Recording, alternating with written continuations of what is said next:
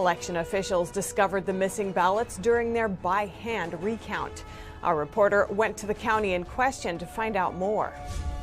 Two men in LA are being charged with voter fraud. They allegedly submitted thousands of fraudulent voter registrations, among other things. The Trump's legal team releases a new affidavit. In it, a whistleblower alleges that Dominion Voting Systems uses the same software as Smartmatic and claims that Smartmatic's voting systems were designed to manipulate votes. A data scientist reveals figures that she suspects were altered in the 2020 election's vote counting software. She said at this point it could be written off as a glitch, but the amount of data suggests it could have been a bad actor. And a Senate committee grills two big tech CEOs about the election. One Republican raises questions about whether they coordinate to suppress certain individuals and groups.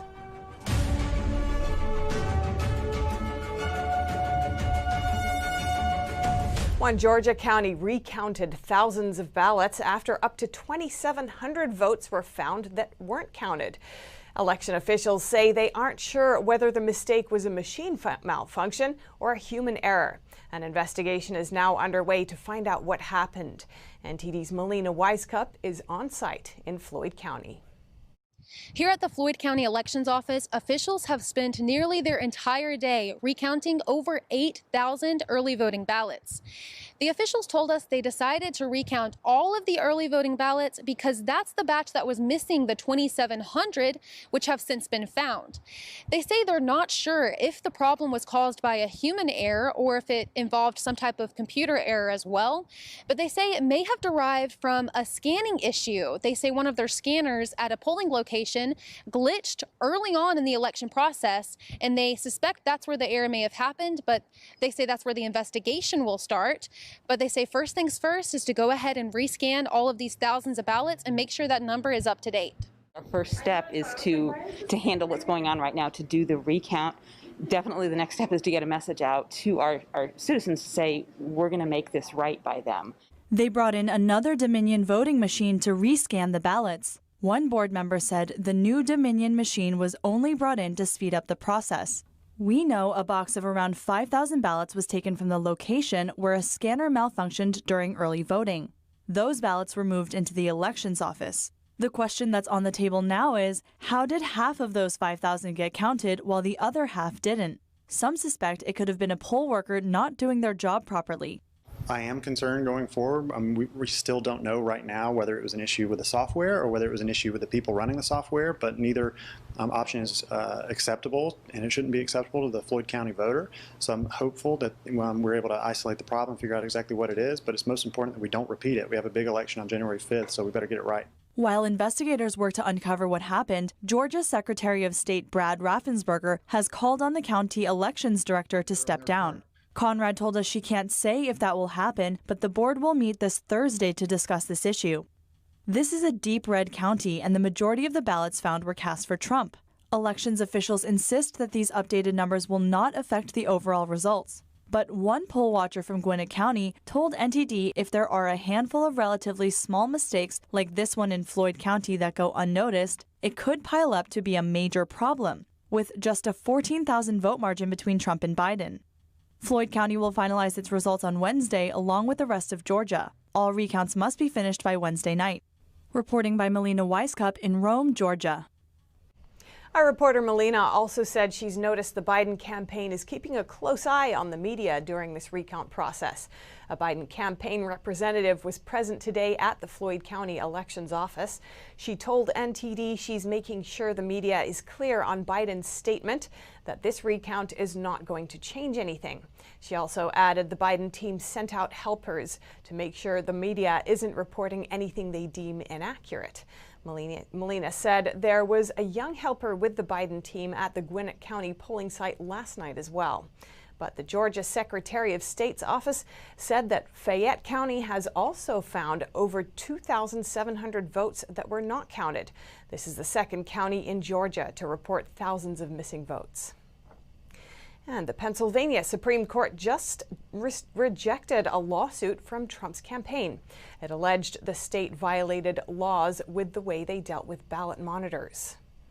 In a 5-2 decision, the Pennsylvania court ruled that the only thing the state law requires is for the observers to be allowed in the room where the ballots are counted. A Trump campaign observer, Jeremy Mercer, said he couldn't see the signature declarations or other markings, but the court ruled that he did not need to see that information. According to the court, the ballot observers in Philadelphia had no right to stand at any particular distance away from election workers. They said it's up to the counties to determine where the poll watchers will stand. And Trump's lawyer, Rudy Giuliani, says the Trump campaign would like to get the case in Pennsylvania to the Supreme Court, and that they're willing to lose cases in a bid to push them there. He also says he believes they've collected more than enough evidence in Pennsylvania, Michigan, Wisconsin, and Georgia to take the cases to the Supreme Court, and said the one in Michigan is already drafted and ready to go. And a whistleblower alleges in an affidavit that Smartmatic's voting systems were designed to manipulate votes, and claims that they witnessed it firsthand. They also claim that Dominion Voting Systems uses the same software. Trump campaign lawyer Sidney Powell on Monday released an affidavit from an alleged whistleblower. They claim to have witnessed firsthand in Venezuela how the country's election software manipulates votes without leaving a trace. They also allege that Dominion Voting Systems, which is used in nearly 30 states in the U.S., uses the software developed by Smartmatic Electronic Voting Systems, which, they argue, was designed to manipulate votes. The whistleblower says they worked with the National Security Guard of the Venezuelan president. The affidavit outlines an alleged conspiracy between Smartmatic executives, former Venezuelan dictator Hugo Chavez, and the country's election officials to ensure Chavez won re-election and retained power. The whistleblower said they were present at multiple meetings with Smartmatic executives and Chavez. The whistleblower claims that after the creation and inception of Smartmatic software, Chavez never lost any election. In fact, he was able to ensure wins for himself, his party, congresspersons, and mayors from townships. They claim that Dominion software and systems share the same makeup as Smartmatic's. The affidavit states, Dominion uses the same methods and fundamentally same software design for the storage, transfer, and computation of voter identification data and voting data. Dominion and Smartmatic did business together. The software, hardware, and system have the same fundamental flaws, which allow multiple opportunities to corrupt the data and mask the process in a way that the average person cannot detect any fraud or manipulation. Dominion Voting Systems last week denied claims about alleged software issues. The whistleblower also outlined how the voting software manipulates the votes and provided examples of votes being flipped in Venezuelan elections. Joe Biden recently appointed the chairman of Smartmatic, Peter Neffenger, to his transition team for the Department of Homeland Security. Though its headquarters is now in London, Smartmatic has never fully let go of its Venezuelan ties. Two of the Venezuelan founders still retain the two top management positions in the company. Reporting by Grace Coulter, NTD News. The chairman of the Federal Election Commission said he believes Sidney Powell's claim of widespread election fraud. FEC Chairman Traynor said Powell has been honest in all of her cases, so he believes what she's alleging. This comes after Powell said she has mounting evidence of voter fraud and other irregularities. NTD's Kevin Hogan has more. The Federal Election Commission Chairman Trey Traynor and Trump campaign advisor Corey Lewandowski agree on at least one thing. They both believe Sidney Powell's claim of systematic election fraud is valid. Lewandowski told the Water Cooler podcast that Powell is a professional attorney and he doesn't doubt her if she says she has evidence. Sidney Powell is an attorney on Trump's legal team. She told Fox News about what she calls an insidious and corrupt system surrounding the use of Dominion Voting Systems and its Smartmatic software. She said, "We're collecting evidence now from various whistleblowers that are aware of substantial sums of money being given to family members of state officials who bought this software." Several Democrats, including Elizabeth Warren and Amy Klobuchar, investigated Dominion Voting Systems last December. They were concerned about the integrity of elections since Dominion and other election software companies have ties to private industry. Powell said she's furious at the government for ignoring complaints from Democrats about the potential corruption in this software. She is concerned that the CIA may have used the software for its own benefit and called for CIA Director Gina Haspel's removal. Kevin Hogan, NTD News. A Senate panel questioned the CEOs of Facebook and Twitter today. Lawmakers wanted to know how the platforms handled the election, including disinformation and censorship. On Tuesday, the CEOs of Twitter and Facebook defended their companies' actions surrounding the election. They appeared before the Senate Judiciary Committee. Senator Ted Cruz asked Twitter CEO why it's labeling posts about voter fraud. Why then is Twitter right now putting purported warnings on virtually any statement about voter fraud? We're simply linking to a broader conversation so that people have more information. No, you're not. You put up a page that says, quote, voter fraud of any kind is exceedingly rare in the United States. Dorsey testified that Twitter flagged some 300,000 tweets around the election for content that he says was disputed and potentially misleading. That includes many of President Trump's posts about election fraud. And 2 days after the election, Facebook banned a group made by Trump supporters called Stop the Steal. Republican Senator Josh Hawley asked Facebook CEO whether Facebook coordinates Twitter and Google to suppress certain individuals, hashtags or groups. He said a Facebook whistleblower contacted him about an internal Facebook platform called Tasks, where employees can share information about what they're working on and communicate with their counterparts in Twitter and Google. Zuckerberg did not commit. Under oath, will you commit now to providing a list from the Tasks platform of every mention of Google or Twitter? I don't think it would be wise for me to commit to that right now. Let everybody take note that Mr. Zuckerberg has now repeatedly refused to provide information that he knows that he has. Democrat Richard Blumenthal said the companies played a constructive role during the election. He said he's worried that they'll let their guard down for the Georgia election and fail to act against dangerous information. Patrick Hayden, NTD News. In the weeks since the U.S. election, a UK data scientist has been uncovering what she calls suspicious cases relating to the vote counting system. She says she found that votes were added unexpectedly and even taken away. We spoke with her to hear about what she suspects is going on. Data scientist Sarah Eaglesfield says she discovered unusual changes in vote counts in several states during the 2020 election. According to her research, nearly 60 counties across the United States had ballots removed from the total count after they've been counted. She said that the changes in data indicate the vote counting software, known as Dominion Voting Systems, is flawed. I don't think the vote counting software is fit for purpose. I've seen counts that go down. I've seen votes going missing. And I've seen ballots that have been counted 2, 3, maybe 4 times. Therefore, I think that this software, which Texas did not approve, has got many faults that should have been investigated prior to this election going ahead. Based on her analysis, ballots in Wayne County, Michigan were counted more than once. Numbers showed that ballots with the same voter ID appeared several times in the vote counting software. She explained she feels the discrepancies combined with evidence of dead voters make it impossible for anyone to determine what the real election results were. Any news or any figures that have been fed back to you, they might be accurate within a few 100,000. But they're not going to be the accurate result for the state unless it's been a hand count. And I think that all the states do need to audit what they are turning over. Sarah also said that it's integral for a fair election to report accurate figures. If you can't have an accurate counting system, you can't have an accurate election. If you can't have an accurate election, then you're just randomly choosing who's going to be your next president. Lawsuits filed by the Trump campaign in the battleground states are still pending. Don Tran, NTD News. The Republican Party is enjoying a comeback in the House of Representatives this election, flipping at least 11 seats currently held by the Democrats. Most of the newly gained seats were the same ones the GOP lost to the Democratic Party back in the 2018 midterm elections. In the state of California, the Republican Party has so far flipped 2 House seats.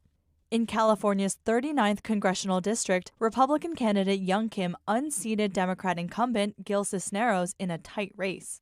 Kim came on top of Cisneros with slightly more than 4,000 votes, and Cisneros conceded to Kim on Friday. The district voted for Republican candidates from 2012 to 2016, but flipped blue in 2018. This victory comes after Republican Michelle Steele defeated her Democratic incumbent in the 49th Congressional District last week. Both districts are based in Orange County, and both women are immigrants from South Korea. Both District 39 and 49 were one of the 7 seats in California that the GOP lost to the Democrats in 2018. California still has 2 House races yet to be called in Districts 21 and 25. Republican candidates are leading in both districts. In addition to the victory in California, Republicans were able to also flip the 4th Congressional District in Utah, which mainly covers Salt Lake City. Republican candidate Burgess Owens unseated Democratic incumbent Ben McAdams on Monday, taking back a seat the GOP lost to the Democrats by less than 700 votes in 2018. In this year's House races, Republicans have flipped at least 11 seats so far, with gains made in swing states such as Florida and in blue states such as California and New York. With a net gain of 8 seats, the GOP is currently at 206 seats in the House, as opposed to the Democratic Party's 220 seats. According to Decision Desk HQ, 9 seats have yet to be called or projected, and Republicans are leading in 7 of them. Monday, November 16th was the deadline for counties in Nevada to certify election results and submit them to the state. But Clark County, Nevada's most populous county, is unable to certify the results of a local race due to large discrepancies in votes. The Clark County Registrar of Voters, Joe Gloria, said in a meeting with the County Board of Commissioners on Monday that the race for Clark County's commissioner in District C cannot be certified. The result has to be thrown out, he said, citing a canvass that discovered 139 discrepancies in the district. A total of 936 discrepancies were found throughout the county. Of the 974,185 ballots cast in the 1,150 precincts, we identified 936 discrepancies. 710 were in the mail precincts, 121 in the early voting precincts, and 105 in the election day precincts. Only 10 votes separate the 2 candidates in the race for District C commissioner. Therefore, the scale of the discrepancies could affect the outcome of the election, Gloria said. The Clark County Board of Commissioners will explore options for a potential special election for this race. On the same day, attorney Craig Mueller filed a petition against Joe Gloria and the Elections Department. The petition seeks a revote in Clark County. Mueller says that a revote is crucial given the scale of mail-in voting this year. This was a series of unusual decisions by the governor of the state of Nevada.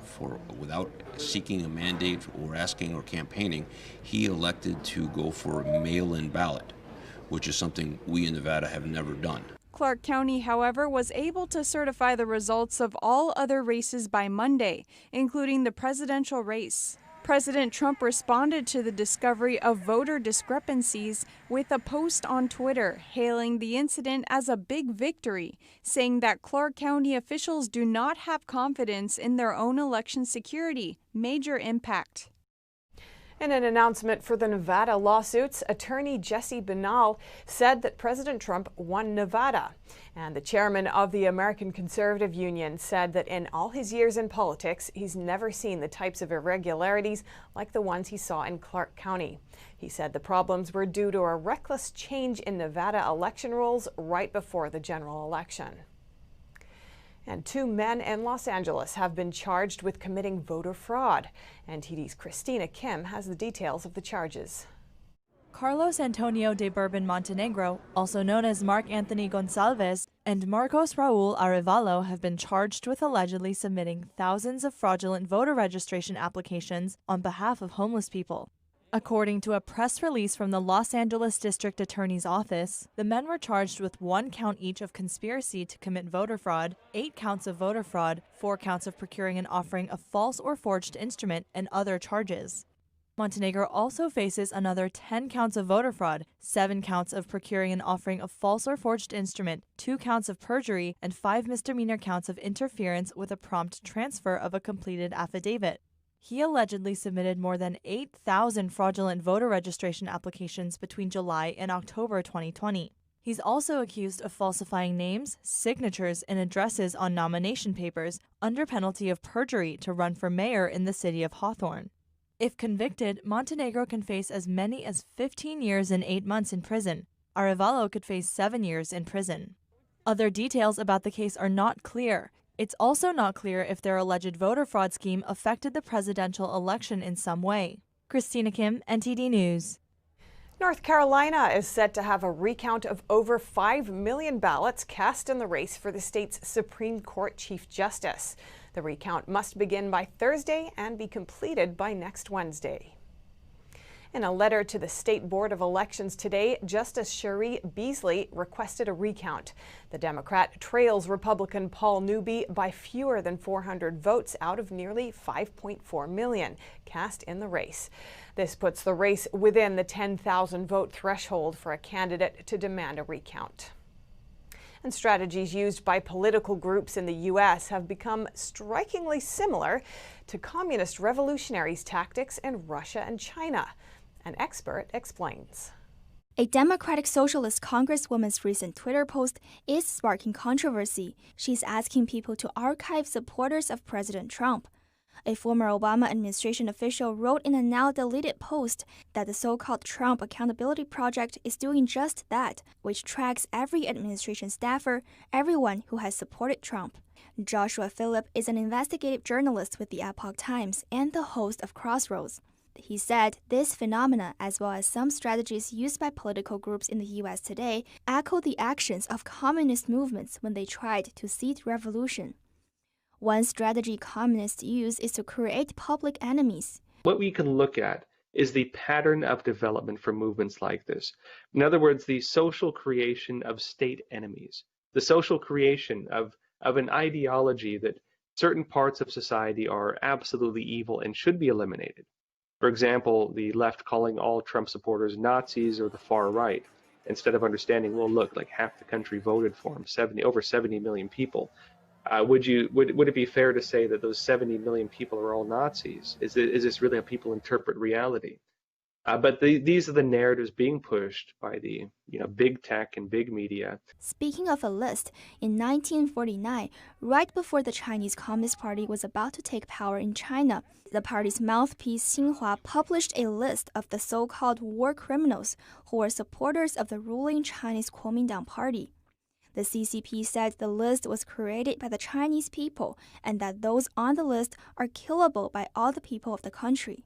Now, in the United States, we see similar things budding, and they're not fully running yet, but they're budding. That may seem benign to some people who don't like Trump, but what's the result of that in the long run? What is the historical lesson from that? This should be regarded as political terrorism, because the act of doing so is to suppress people based on political ideas. It's singling out people for their beliefs, for their viewpoints, and for engaging in normal democratic processes. The second strategy used by communists is taking control of the media. Communist movements typically did take over the media, right? A lot of the original socialist and communist movements also ran newspapers. Before the Bolshevik Revolution, Lenin used German money to buy newspaper companies, as well as starting over a dozen new outlets. Through these papers, Lenin made promises of peace and bread to the Russian people, which disrupted the judgment of people who were suffering under the First World War and shifted public opinion in his favor. Another strategy is to censor dissidents and create fear, and if necessary, justify the use of violence. Now, Lenin, first off, was part of a terrorist movement. The Bolsheviks were, for example, assassinating police, carrying out assassinations, killings, beatings, you name it. Programs like this to eliminate individuals in society who are deemed state enemies based on programs exactly like what's happening in the U.S. oftentimes develop slowly. And you can look at the social hatred, the level of hatred some people have already, to the extent that already a lot of people justify, for example, what Antifa is doing. A lot of people already justify political violence. There are many people in our society who think that burning down your community and looting stores is somehow justified. They can turn a blind eye to the violence and they can say, oh, well, this is just us trying to make a political statement. How dare you try to say this is wrong? But he said historically, after communists took power, the people who helped them instigate violence are often the first to be abandoned by them. The groups they've used to cause all the problems are usually the first they destroy. They're the first ones lined up against the wall. They're the first ones thrown in the gulags. They're the first ones gotten rid of because they are elements for destabilization. But once the communists take over, once the socialists take over, they no longer need destabilization. They need a return to normalcy. He said to counter such a type of subversion, people need to speak up and speak the truth. One of the best things they've always used for their own interest is silence of people who they are targeting. What we see developing in this country between big tech, big media, and violent groups like Antifa are three wings of the same basic system, trying to suppress every individual American, trying to make you be quiet and trying to stop you from expressing your beliefs. Don't be afraid to speak out. Don't be afraid to call it out. I'd say don't become like them. Don't fall into their trap and become violent just like them, because they'll use it. This is what they do.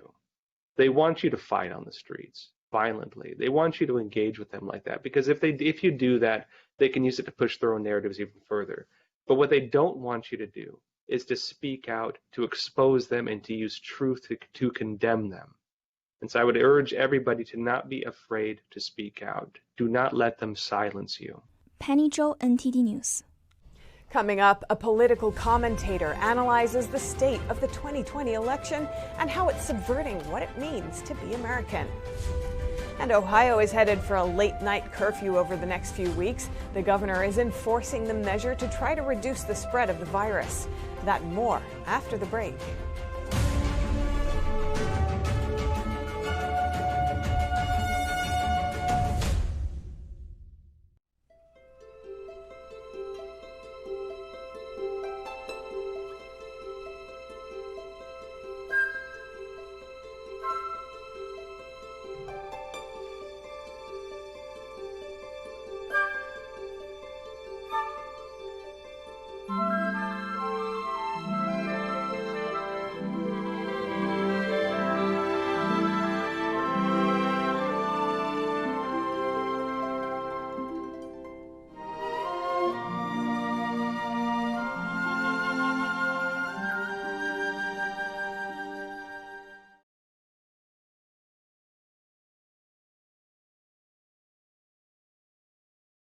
Are you looking for a news source that does not spin the truth, doesn't push any false narratives, and instead presents you with the facts and lets you make up your own mind?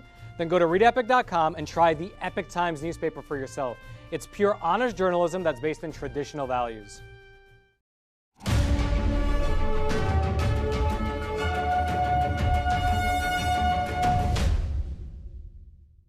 Victor Davis Hanson, a senior fellow at the Hoover Institute, sat down with American thought leaders to discuss the presidential election and how the left has been putting pressure on society. NTD's Christina Kim has more details.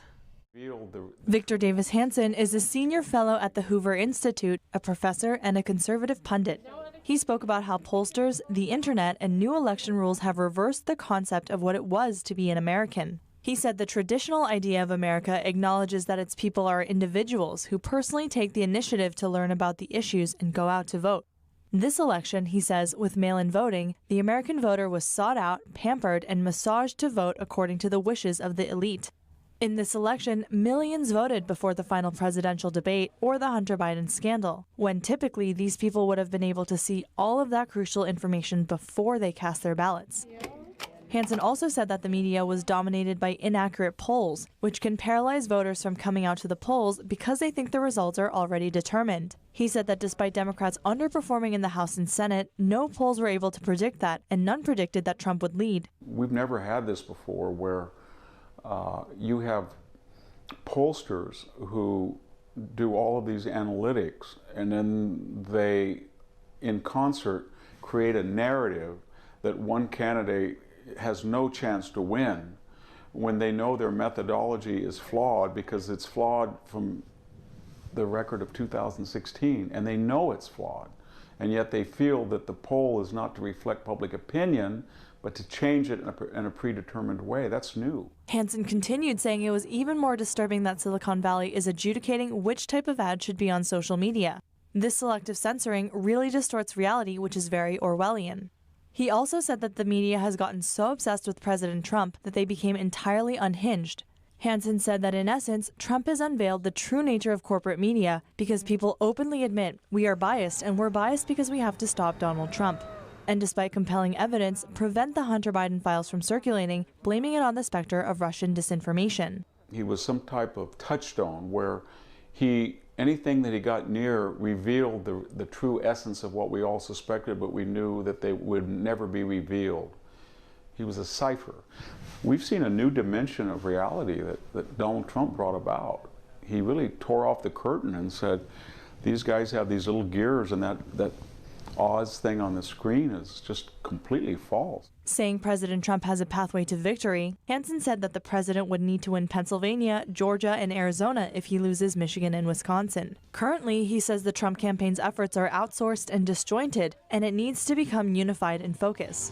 According to him, this is especially the case because Democratic nominee Joe Biden is going against his promise and claiming victory before the votes have been independently certified and before the Electoral College votes. And they're putting enormous pressure on the Supreme Court, and they're trying to win public opinion. And Donald Trump has a legal problem to get a fair vote, but he also has a political problem.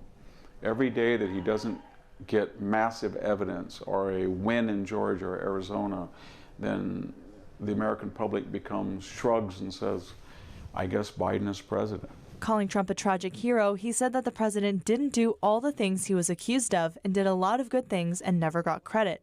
He said most of his legacy will either not be appreciated by the American people or adopted by Joe Biden, predicting that if Biden assumes office, the media will immediately promote the idea of a Biden vaccination that was really made under Trump, and a Biden recovery being the end to the Trump virus and Trump lockdown. Christina Kim, NTD News. This episode will air tonight at 8 p.m. Eastern Time. You can also see it on American Thought Leaders' YouTube channel. And the governor of Ohio has issued a statewide curfew as an attempt to slow the spread of the virus. Mike DeWine said the curfew will go into effect Thursday and last for 21 days. The curfew will be enforced from 10 p.m. to 5 a.m. DeWine is also asking everyone in the state to do at least one thing each day to reduce contact with others. There are some exceptions, though. That includes people who are at work, having an emergency, and in need of medical care. The curfew will not stop people from getting groceries or food through a drive-through.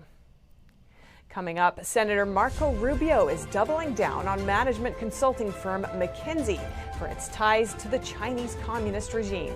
It's the second time he's demanding answers this year.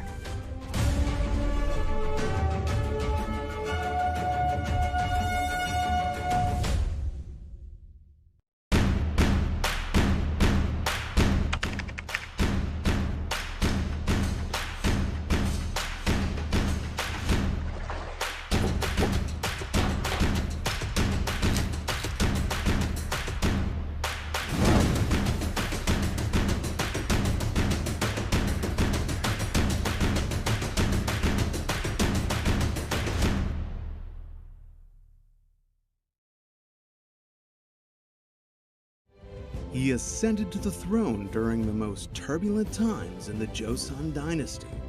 Despite that, he treated his people well, had great ambitions, and led the country towards a new renaissance. That eventually earned him the title as one of the wisest kings in Korean history. Lee Sun on NTD America.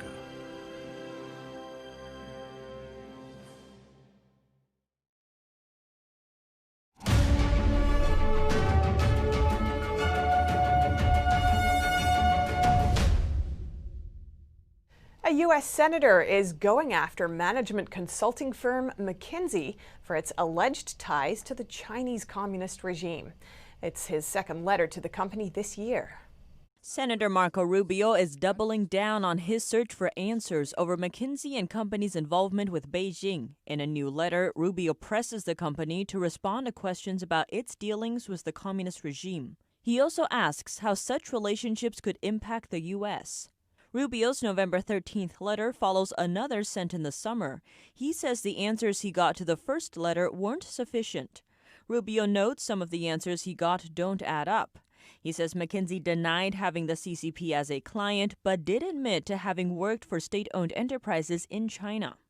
Rubio also notes McKinsey evaded certain questions, such as whether any of the work was in areas of critical national interest to the U.S., like healthcare, pharmaceuticals, telecommunications, and military or civil defense.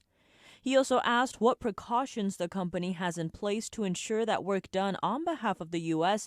does not inform its work for the CCP. Rubio says he's concerned given McKinsey helped Beijing with its Belt and Road Initiative. Rubio says he remains concerned McKinsey is aiding the CCP in its efforts to overthrow the U.S. and questions whether the U.S. should continue using McKinsey given security risks. China's state mouthpiece, CCTV, took an aggressively hard stance towards U.S. Secretary of State Mike Pompeo. While the move is nothing new, the level of harshness is. NTD's Tiffany Meyer brings us more. Now we turn to the Chinese Communist Party's media mouthpieces. Over the weekend, Chinese state broadcaster CCTV attacked U.S. Secretary of State Mike Pompeo, using obscenities and unusually harsh language to assault his character. The broadcasting company referred to Pompeo as scum, using profane language. It went so far as to call him the world's largest instigator, labeling him as someone who often stirs up trouble. The broadcaster also compared him to a rogue gambler with red eyes, derived from a Chinese idiom. The phrase describes a desperate gambler on the brink of failure who's will to risk everything for one last bet. At the same time, another state mouthpiece newspaper, the People's Daily, also joined in on the attack. In an opinion piece, the paper denounced Pompeo as apoplectic, arrogant, ignorant, sinister, misleading, and disruptive. Pompeo has faced repeated attacks from Beijing in the past, often following his outspoken criticism of China's human rights abuses and suppression of religious freedom. But just what triggered the particularly intense backlash from CCTV? Last week, Pompeo said in an interview that Taiwan has never been a part of China. Beijing's communist regime claims Taiwan as its territory and has threatened to reunite the island with the mainland China by force if needed. But Democratic Taiwan staunchly rejects the claim. On top of that, Pompeo also expressed support for holding human rights violators accountable on Monday. In a Twitter post, he wrote that the U.S. will continue to implement the Magnitsky Act, a bill which helps bring human rights persecutors to justice. He added that so far, 55 people have been sanctioned under the act. Pompeo also explained the Magnitsky Act's origins, saying Sergei Magnitsky died in a Moscow jail 11 years ago today at the hands of Russian officials for exposing a vast government-connected tax fraud scheme. The U.S. enacted the Magnitsky Rule of Law Accountability Act in his memory to promote accountability for human rights violators. The U.S. Department of Justice, or DOJ, recently reviewed its China Initiative program. Its aims to prosecute wrongdoing that benefits the communist regime. The DOJ stated that it would continue to go after the Chinese regime's criminal activities. On Monday, Christopher Wray, the director of the FBI, said the Chinese Communist Party's theft of sensitive information and technology isn't a rumor or a baseless accusation. It's very real, and it's part of a coordinated campaign by the Chinese government, which the China Initiative is helping to disrupt. Wray added the FBI opens a new China-related counterintelligence case nearly every 10 hours and will continue our aggressive efforts to counter China's criminal activity. In 2020 alone, DOJ and the FBI exposed 6 people who came from China to study in the United States. They had concealed their affiliations to China's military on their visa applications. The vice chairman of a top Chinese securities regulator, the Securities Regulatory Commission, said on Tuesday that he hopes China-U.S. relations would be much better under a Biden administration. The results of the U.S. presidential election are not yet decided yet. Some states are still counting, and lawsuits about election fraud are underway. But Democratic candidate Joe Biden claimed himself as the winner. President Trump's administration has taken an increasingly hardline stance against China. Disputes have arisen over technology theft and trade injustice, to Hong Kong's freedom and China's handling of the outbreak of the CCP virus. Beijing has said it would expect a Biden administration to meet China halfway, indicating it expects a Biden administration to be more lenient. Coming up, Tesla gets ready to join one of the major indexes on Wall Street. It's a major achievement for CEO Elon Musk, but there are concerns. And Huawei is selling off one of its smartphone brands. It accounted for about a quarter of Huawei's smartphone sales this year. More on that when we return.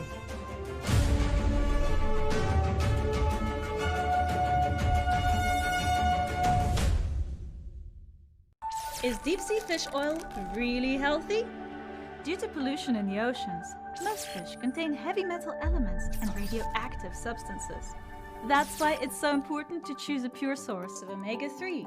Puritan Green Vegetable Omega-3 is made from purslane and perilla seeds, which are rich in nutrients and minerals, especially vitamins A, D, E, calcium, and iron. With natural processing and no harmful chemical additives, it has more than 90% concentration of omegas 3, 6, 7, and 9. It effectively improves brain power and is beneficial to the heart's health. Puritan Omega-3 does not smell of fish and contains no pollutants, so both adults and children can safely and easily consume it over a long period of time. Puritan Green Vegetable Omega-3. Eat 2 a day and you'll feel brand new!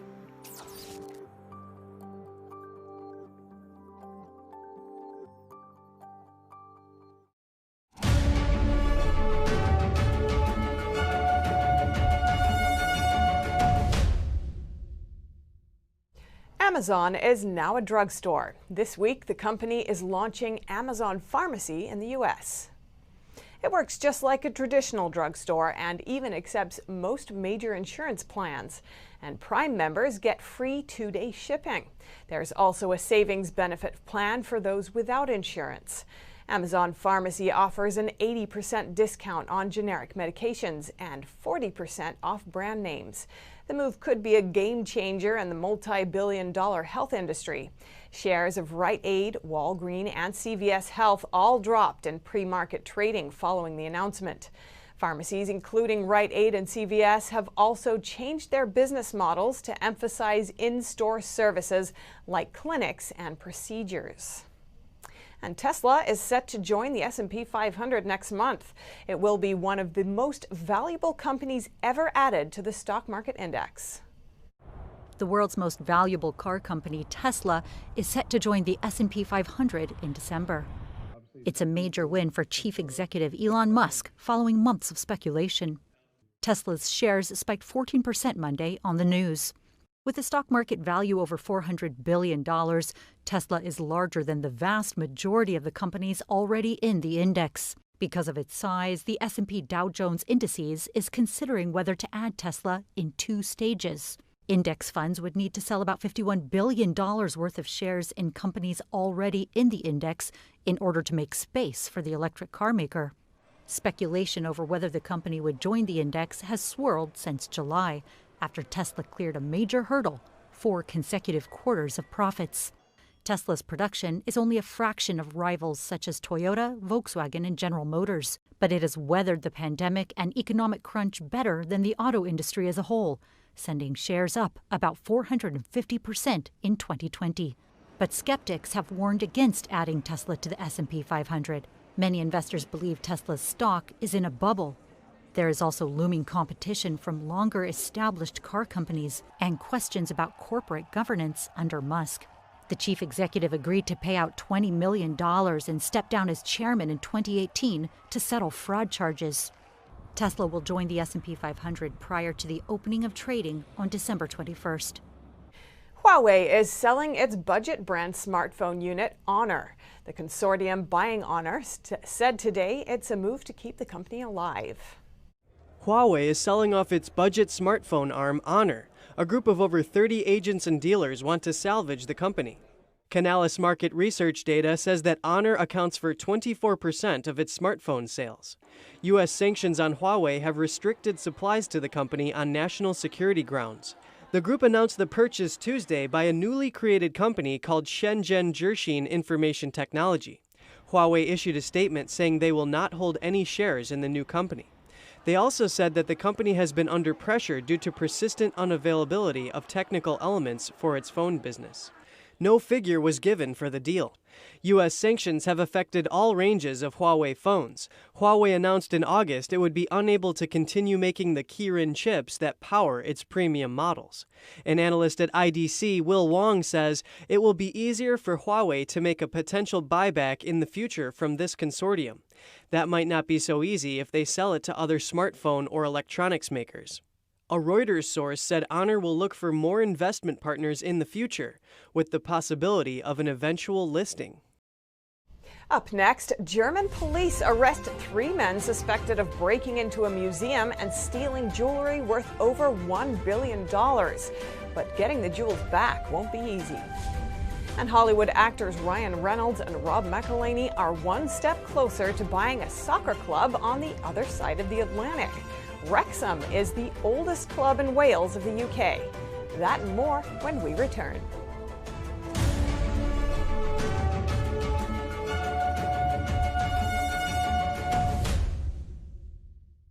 When you look at TV networks in America, a soundbite and fight-it-out culture prevails on news and commentary programs. As a Canadian, I'm fascinated with America, and I wanted to offer American thought leaders an opportunity to share their thoughts in a deep dive format, where we can explore their ideas together.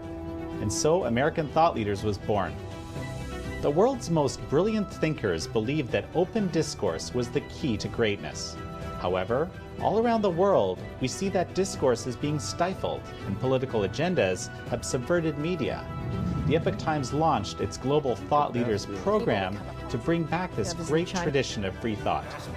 As the host of American Thought Leaders, every week I interview some of the most intriguing minds on the most pressing issues of our time.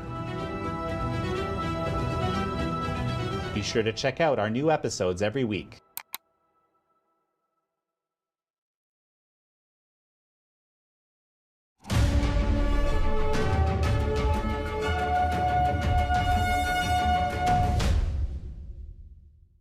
Over to Europe. U.S. Secretary of State Mike Pompeo visited the spiritual leader of the world's Orthodox Christians during his short visit to Istanbul. But he didn't meet any Turkish officials. NTD UK's Neil Woodrow will bring us more news from Europe. Thanks. Welcome to the NTD UK newsroom, bringing UK and European news. U.S. Secretary of State Mike Pompeo pays a visit to Ecumenical Patriarch Bartholomew, spiritual leader of the world's 300 million Orthodox Christians. They exchanged views on the issues of religious freedom, fundamental rights, and safeguarding the presence of Christians in the Middle East. His Holiness was very happy to receive the Secretary of State and to have over an hour discussion, exchange of views. The spokesperson of the Patriarchate says the issue of Hagia Sophia was brought up during the meeting without elaborating. Hagia Sophia was the seat of Orthodox Church for 900 years before being changed into a mosque for nearly another 500 years. 86 years ago, it was converted to a museum. But earlier in July, Turkish authority declared it a mosque, sparking criticism from the international community. German defense minister says Europe will not be able to provide for its own security without the help of the United States and NATO in the near future. Kramp-Karrenbauer says the idea of European strategic autonomy goes too far, and without NATO and the US, Germany and Europe won't be able to defend themselves.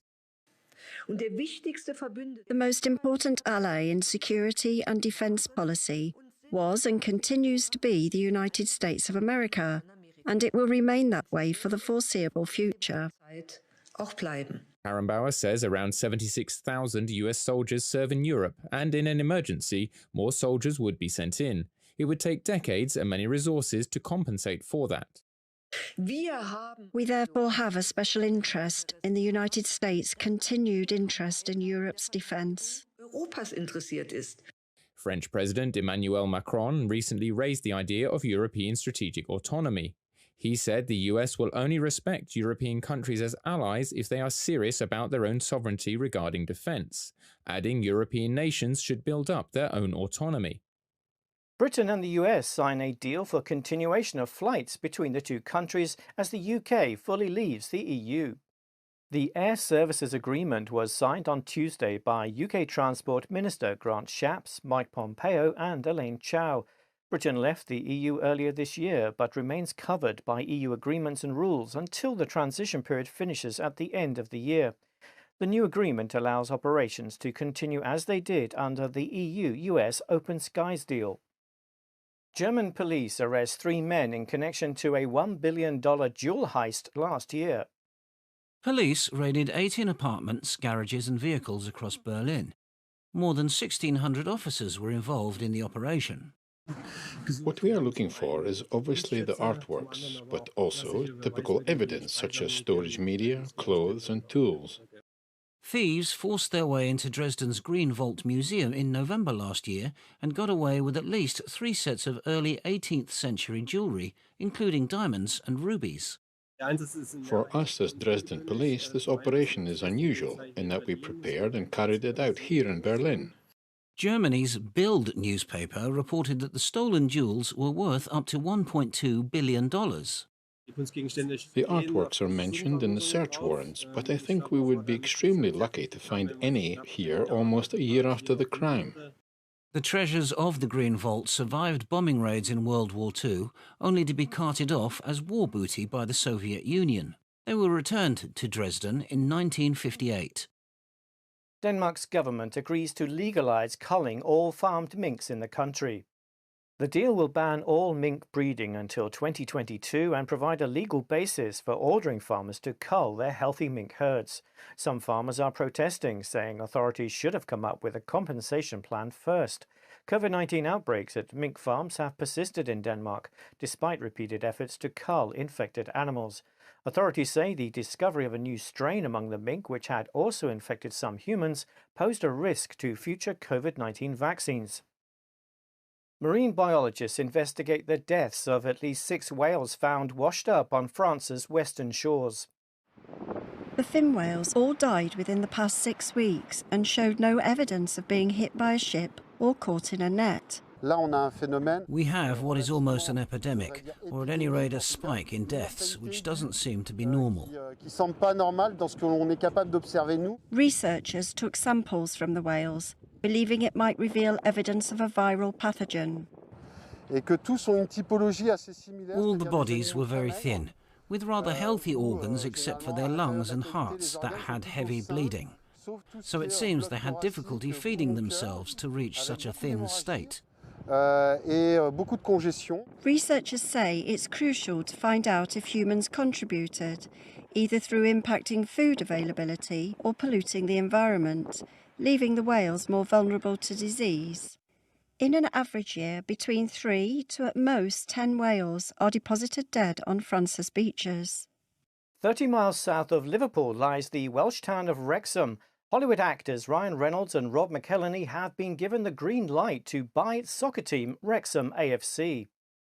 The takeover went to a vote with 91% of the Wrexham Supporters Trust, or WST, being in favour of the bid. WST currently owns the club. But obviously, to get the backing of Ryan Reynolds and Rob McElhenney, it's absolutely very big news for the club, also for the town, and I'd go further than that and say for the whole of North Wales as well. The Hollywood pair says their goal was to grow the club and get them back into the English Football League. I thought, wow, this is something big now for the club, and this needs to be managed in a correct and proper way. And we also need to keep our feet on the ground as well and not get too carried away. Founded in 1864, Wrexham have been owned by their fans since 2011. That's all for today. Thanks for joining us. Back across to the New York studio. Thanks, Neil. And coming up, Christmas will be different in many ways this year. In the UK, shoppers are treated to some unusual items on their Christmas trees to finish the year that was with a flourish.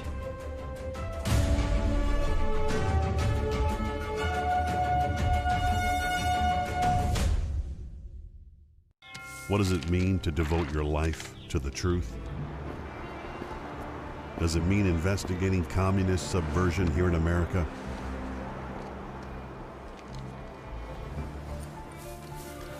Does it mean exposing the deadly fentanyl crisis in the Midwest? We're spending late nights and covering deep government corruption. Does it mean persevering over 20 years, even after 4 masked men set one of our printing presses on fire last year?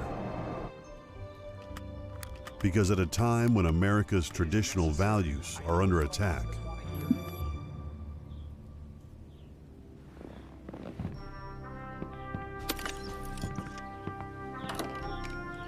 it's the responsibility of righteous journalists to uphold truth and tradition.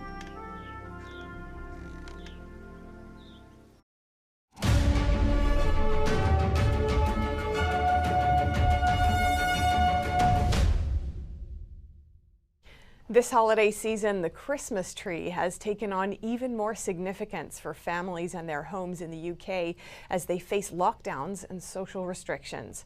Some of the major Christmas tree trends this year are oversized decorations and art-inspired themes. Here's a tree you can't ignore. It's inspired by the Art Nouveau movement of the 1920s. Cougars, peacocks, and black swans decorate the golden branches at the high-end British department store John Lewis. I think this is quite a contemporary look and very glam, so finding lots of modern apartments can suit this tree really well. But I think it will suit anyone that's after this kind of luxury look for Christmas.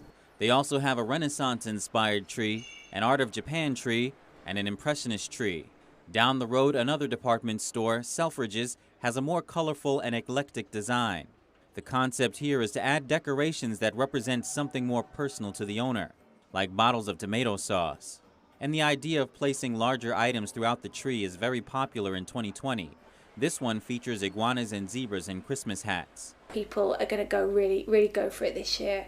There have been so many events that have been cancelled and that we haven't been able to celebrate, and this is kind of the end of the year. That's a big thing. Everyone's glad to see the back of 2020.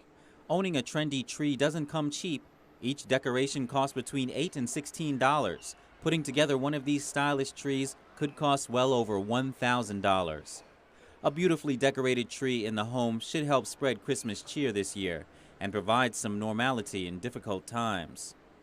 And that's all for today's news. Thanks for tuning in. I'm Stephanie Cox.